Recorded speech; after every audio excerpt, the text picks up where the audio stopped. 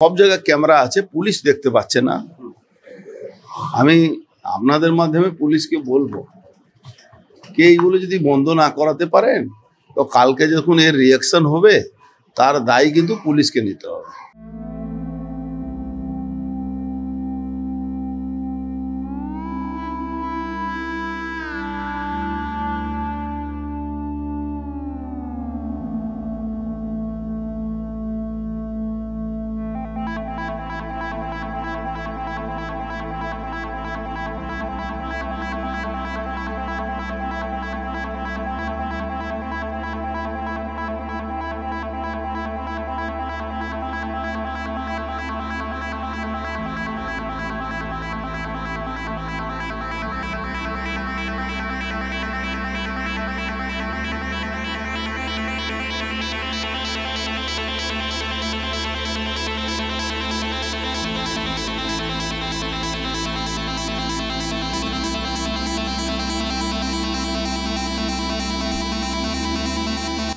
কালকে রাত্রিবেলা মদ খেয়ে তৃণমূলে কিছু উপদ্রবীরা এইসব ঘটনা ঘটিয়েছে।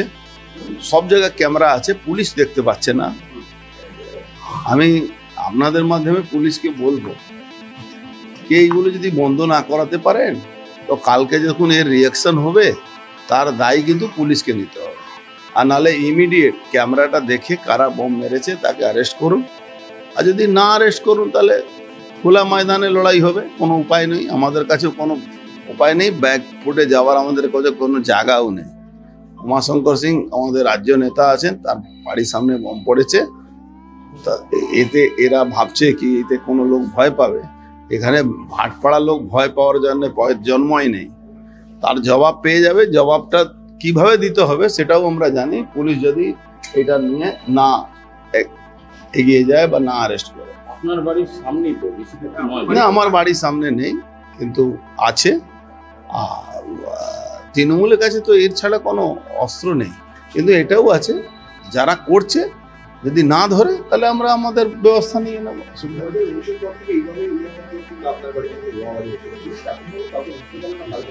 না, ধরতে পারবেও না, পুলিশ ধরতে পারবে না, আমরা ধরে নেব, অসুবিধা নেই। পুলিশ যদি না ধরে আমরা ধরে। অদ্ভুত প্রশ্ন আপনি করছেন, পুলিশ নিষ্ক্রিয় কেন? মমতা ব্যানার্জি পুলিশকে নিষ্ক্রিয় রেখে বাংলায় ক্ষমতায় আছে, আর কি আছে? এ তো কোনো নতুন ব্যাপার আর জিজ্ঞেস করলেন না।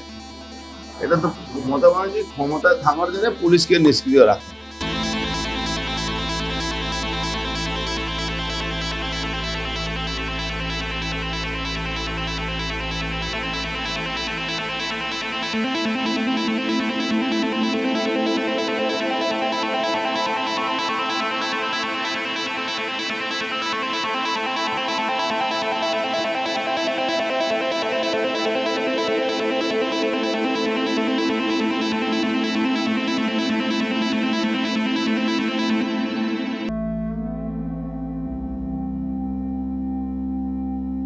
उमा सिंह बड़ा नेता है। जब नेता के ही घर के आगे बम फेंक देंगे तो साधारण लोगों को कौन पूछता है?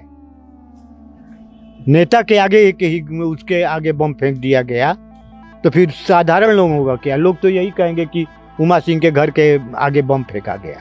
बगल में तो थाना है। हाँ, बगल में है, थाना आया था। हाँ, थाना आया था। अब थाना अपना इंक्वायरी करके गया है। वो लोग सीसीटीवी कैमरा देखेगा, पता लगाएगा। कहाँ तक पता लगा पाता है।